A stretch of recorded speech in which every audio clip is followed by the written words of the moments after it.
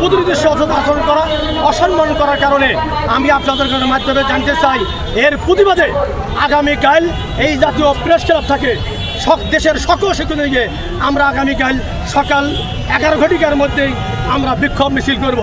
সম্মানিত সাংবাদিক ভাইরা, আপনাদের মাধ্যমে গোটা দেশবাসী এবং গোটা দেশবাসীকে জানাতে চাই, আমরা সকল রাজনীতি জানাতে চাই, আমরা মানবাধিকার সবাইকে জানাতে চাই, আজকে শিক্ষা উপদেষ্টা মহোদয় আমাদের ঐতিহ্যবাহী মাদ্রাসার শিক্ষক প্রতিষ্ঠানকে অসম্মানমূলক অসম্মানী আচরণ করা মানে গোটা দেশের শিক্ষক জাতির সাথে অসম্মানী,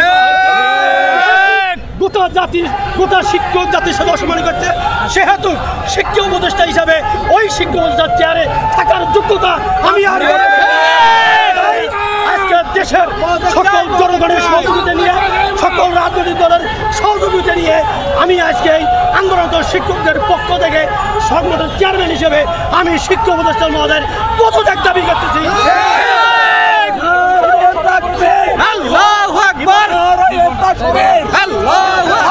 শিক্ষা উপদেষ্টার পদত্যাগ চাই। কি বলবেন?